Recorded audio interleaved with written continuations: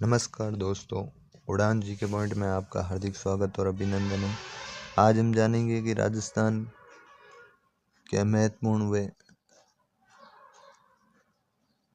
जो LDC 2018 का paper हुआ उसका इंग्लिश का जो क्वेश्चन है वो 75 उनका हम सॉल्यूशन करेंगे। हमारा पहला क्वेश्चन है fill in the blank with the correct option. में हमें पूछा है fill in the blank with the correct option, इनमें से कौन सा है जो सही तरीके से इसमें यूज होगा। Ram as well as his brothers, Ram as well as his brothers coming today. Today की बात कर रहा है, टुडे का मतलब ये बता रहा है कि टेंस कौन सा होगा, प्रेजेंट। तो इसमें वेयर नहीं होगा, हैव बीन भी नहीं होगा, क्योंकि यह कंटिन्यूस की बता रहा है और कंटिन्यू में हैव बीन में या सिंस फोर का प्रयोग होगा। ब्रदर्स एज वेल एज, यहाँ एज वेल आया इसलिए आर प्रयोग नहीं होगा, इसका राइट आंसर होगा इज।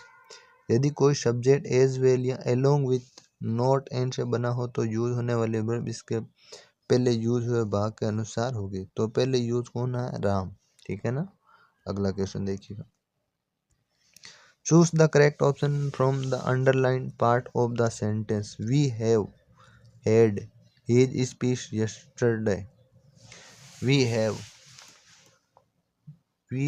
had speech yesterday.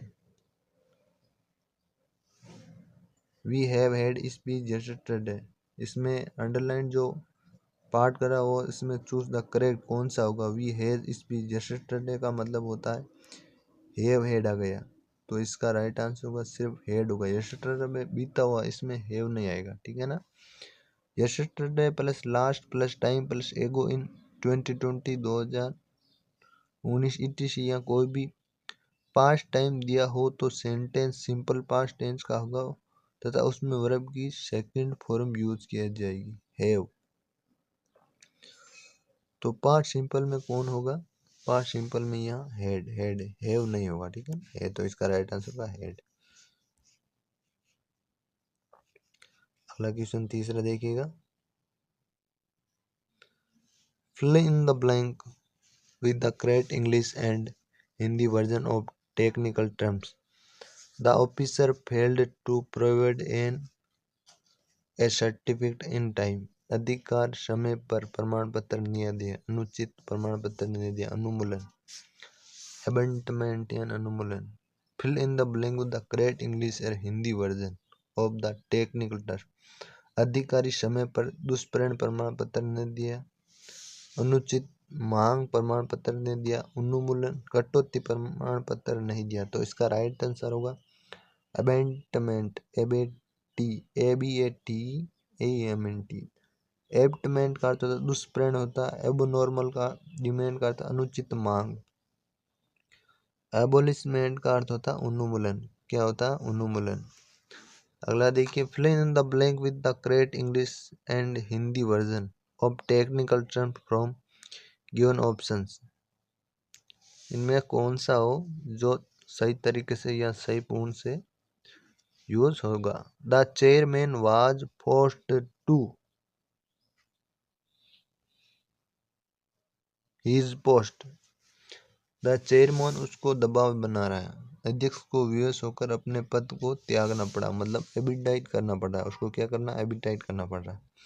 तो इसका राइट अगवा करना यह हो नहीं सकता, अबाइड दर्द भी नहीं हो सकता, एबिटमेंट का दुष्प्रेरण भी नहीं होगा, एबिडकेट होगा त्यागना, ठीक है ना, एबिडमेंट वर्ब की। अब अगला क्वेश्चन देखिएगा। In the question below a part of sentence is underline, choose the correct alternative which may improve the sentence. In spite of, पांचवा question, in the question below a part of sentence is underlined, choose the correct alternative which may improve the sentence. In spite of age, he is my senior। वो क्या करा, he is my senior। Part of sentence is underline, choose the correct alternative. इसमें कौन सा जो सही तरीके से, in spite of his age he is a mine, पहला है he is a my senior is a regard, ये होगा नहीं। He in spite of his age he is a my senior, तो ये राइट होगा। ही है गया इनका स्पाइट ऑफ हीज एज, उसके बारे में बता रहा है, he is a my senior, वो क्या बता रहा है हमारे सीनियर के बारे में। यहाँ देखिएगा, पॉजिटिव डिटरमाइनर हमेशा सब्जेक्ट के अनुसार यूज होता है, इसीलिए सब्जेक्ट ही का पॉजिटिव डिटरमाइनर हीज एज के पहले यूज किया जाएगा। अगला क्वेश्चन देखिएगा, fill in the blank with the correct Hindi version of the technical term from the given option. ये पूछा, manufacturer has asked for its new product, निर्माता ने अपने नए उत्पाद के लिए असामान्य लाभ मांगा है, असामान्य वृद्धि मांगी, असामान्य मूल्य मांगा है, असामान्य मांग मानी।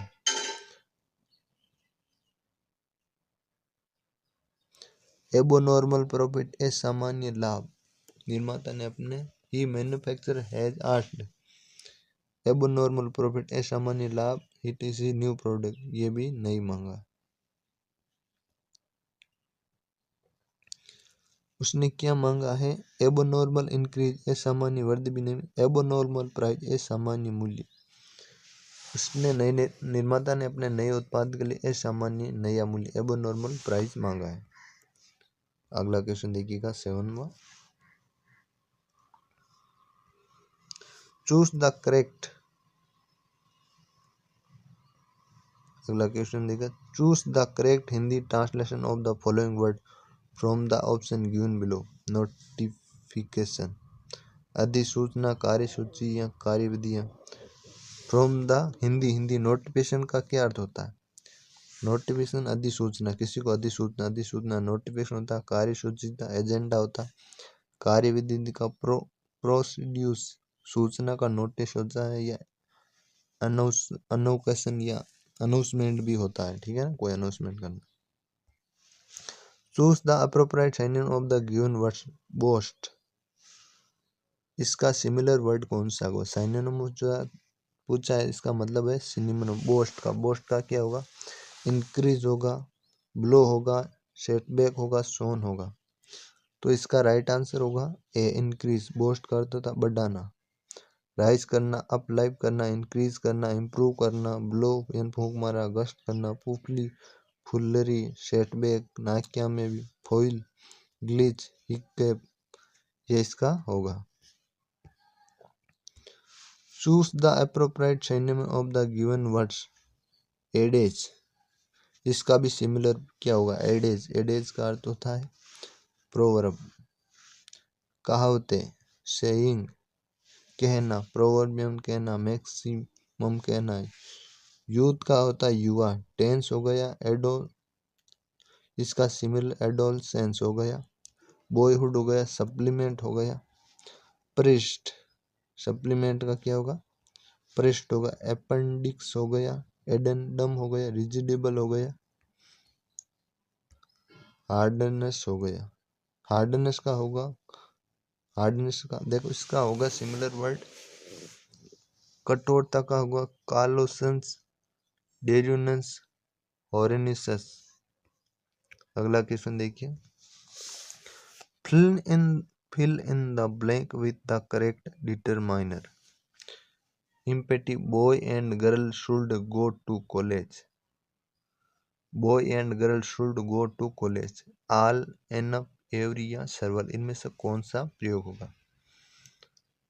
imperative, boy and girl, every इसमें होगा, every boy प्रत्येक लड़का एंड लड़की, should go to school, college, go to college, all, enough, several का यूज प्लूरल काउंटेबल नाउन के साथ होता है, ऑल, एनफ, जबकि एवरी का यूज सिंगुलर काउंटर नंबर के साथ, क्यों लड़का और लड़की को हम गिन सकते हैं, इसीलिए इसका राइट आंसर होगा एवरी, ठीक है ना।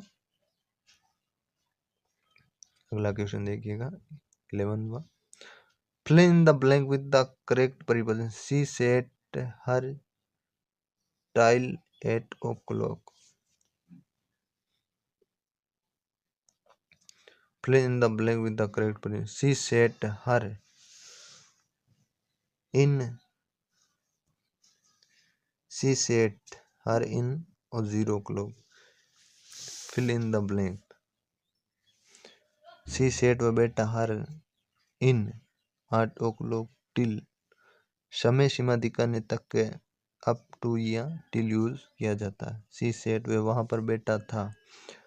टिल जब तक. उस साइड नहीं बैठा, बी साइड में इन उन अंदर भी कहाँ बैठ सकता है, तो जब तक टिल बता रहा है अप टू या टिल यूज किया जाए तो इसका राइट आंसर होगा till. Fill in the blank with the correct preposition. She was blamed for the failure. Blank with the correct preposition. She was blamed for the failure. blame के साथ fix preposition के रूप में for use किया जाता है. blame के साथ हमेशा क्या कौन सा ये बता रहा है भाई क्या था. blame के साथ हमें फिक्स preposition के रूप में यूज किया जाता है. Choose the correct preposition. He lost control of the car and crashed into a wall. He lost बाहर से अंदर की ओर गति करा. कहाँ से करा, मूविंग इनसाइड दिखाने के लिए into use. He lost control of the car and crashed. He lost उसने कंट्रोल खो दिया एक कार ऑफ crashed. तो इसका राइट आंसर होगा इनटू. इनटू क्या होगा, into. Choose the suitable preposition for the blank. Given the children run into the room. Children run into. On to room नहीं का, एट का भी नहीं, इनटू रूम. बाहर से अंदर की तरफ मूव करने जाने पर इनटू का यूज किया जाता है. इंपॉर्टेंट रखना याद में. अगला question. Mark the correct English translation from the choice given below of the sentence in Hindi. Mark the correct Hindi translation below from the. जब मैं वहां गया वे सो रही थी. जब तो आपको पता है जब वेन का मतलब जब होता था, दो ऑप्शन वैसे भी कट गई. वेन इसमें दोनों. आई वेंट, वेन आई वहां, वेंट वेयर यहाँ तक. सी वाज सो रही थी, स्लीपिंग. यहाँ देखो सो रही थी वाज का प्रयोग है. यहाँ कोई स्लीपिंग कोई किसी टेंस का नहीं बना, केफ्ट बना, सेकंड फॉर्म बनाना, तो ये नहीं. राइट आंसर होगा यह. When I went there she was sleeping. जब मैं वहां गया वे सो रही थी. जब मैं वहां गया वे सो रही थी. Select the most apt translation of the sentence. उसको यह कहने का अधिकार नहीं है. उसको यह कहने का अधिकार नहीं. He should not say this. He has no right. देखो पहले इसमें राइट अधिकार इसमें आया नो है, बाकी में सब ये तो पहले कट गया. अधिकार कहने से इसमें से सभी में से आया. अधिकार नहीं है या नो आया है या नोट है. ही से देखो according to. Did not have या हैव नहीं आएगा. हेड नॉट राइट यहाँ भी हेड यहाँ, क्योंकि ये अधिकार नहीं है, ये पास्ट में नहीं बता रहा, ये प्रेजेंट में बता रहा. He has no right to say this. उसको ये कहने का अधिकार नहीं है, तो इसका राइट आंसर होगा बी. इसका हिंदी ट्रांसलेशन बताइएगा. सी से मी इन द लाइब्रेरी. सी से मी इन द लाइब्रेरी. वे मुझे पुस्तकालय में दिखी. मैं ये होगा नहीं. उसने मुझे पुस्तकालय में देखा था. उसने मुझे देखा था नहीं होगा. ही नहीं, ये भी राइट आंसर होगा था, ये होगा. उसने मुझे पुस्तकालय में देखा. सी सा मी. सी एन उसने मुझे, क्योंकि उसने सी के लिए प्रयोग है मुझे पुस्तकालय लाइब्रेरी में देखा था. मेरे पुस्तकालय में उसने देखा था, ये नहीं. उसने मुझे पुस्तकालय में देखा था. ठीक है, जिसका राइट आंसर हो जाएगा C. Choose the most appropriate given the. अभिव्यक्ति की स्वतंत्रता हमारा मूल अधिकार है. अभिव्यक्ति की स्वतंत्रता हमारा मूल अधिकार है. क्या है हमारा मूल अधिकार, freedom of speech, freedom of expression is our fundamental rights, हमारा मूल अधिकार था, फंडामेंटल राइट्स है। Choose the correct option and fill in the blank, John as well as is waiting for you, John as well आ गया, Tom waiting for you, अभी वर्तमान का बताइए, वेरे का नहीं, हैव बीन ये कंटिन्यूस का नहीं होगा, कि जॉन के बारे में बता रहा है, तो इसका राइट आंसर होगा ए ऑप्शन। यदि कोई subject as well along with से हुआ तो यूज होने वाले वर्ब इनके पहले यूज हुए भाग के अनुसार होगी। Choose the correct tense the verb of given the option, Sita told them that they, Sita told that them they wrong,